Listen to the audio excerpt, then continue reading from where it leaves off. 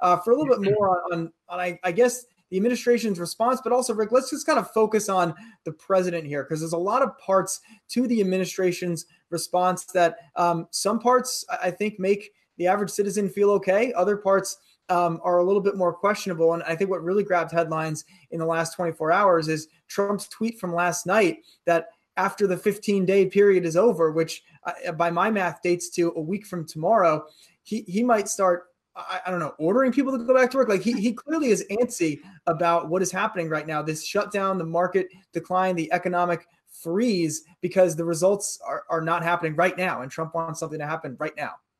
And he's not the only one. Lloyd Blankfein, the former CEO of Goldman Sachs, and also Gary Cohn, Trump's former National Economic Council director, have also suggested, without any specifics, that maybe there comes a point at which you're curtailing so much economic activity that's doing more harm than the good you're doing by closing everything down and trying to keep people safe. So let's think this through for a second. So the problem we're having here in New York, where you and I are, Myles, and in other cities like this, the number one problem is that the healthcare system is getting overwhelmed. So there are just not going to be enough beds for all the people who get sick. And so that is why the mayor, the governor, and many local officials are saying that's why we have the stay-at-home order here in New York, same in California and other places. So if at the federal level, there's some kind of guidance that says, no, don't listen to your mayor, don't listen to your governor, go on out, even if nothing's open, just go on out and see if you can find a movie or something like that. I mean, there's no chance it's going to work. I mean, it would be far more chaotic than what we have now. And if Trump thinks that he would actually get agreement from mayors and governors to do this, he can't, because mayors and governors cannot simply say, I don't care if the healthcare system gets overwhelmed.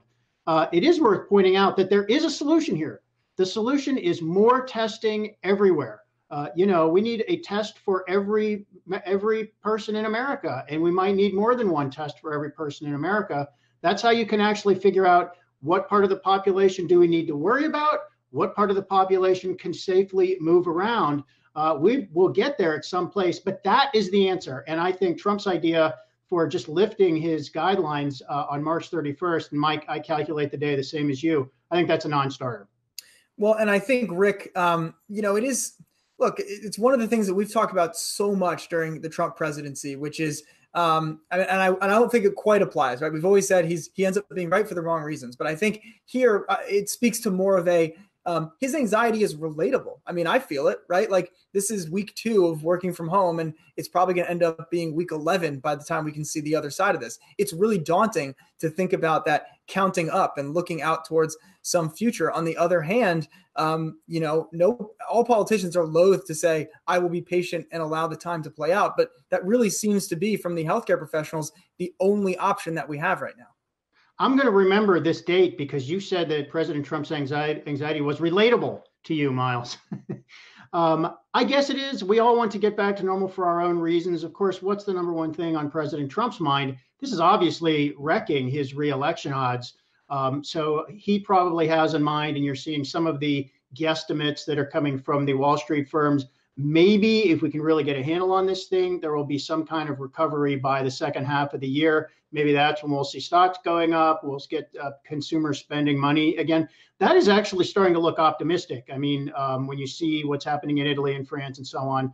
So sure, he wants to do it, but the way to do it is tell us about the testing, get the testing out there and get all the medical equipment out there. I mean, that is the way. That is the best way to address this problem. I was going to say solve the problem. I'm not sure you do solve it. I think you can perhaps contain it. I mean, that's what we're trying to do here. Tests, medical equipment, as much of it where it's needed.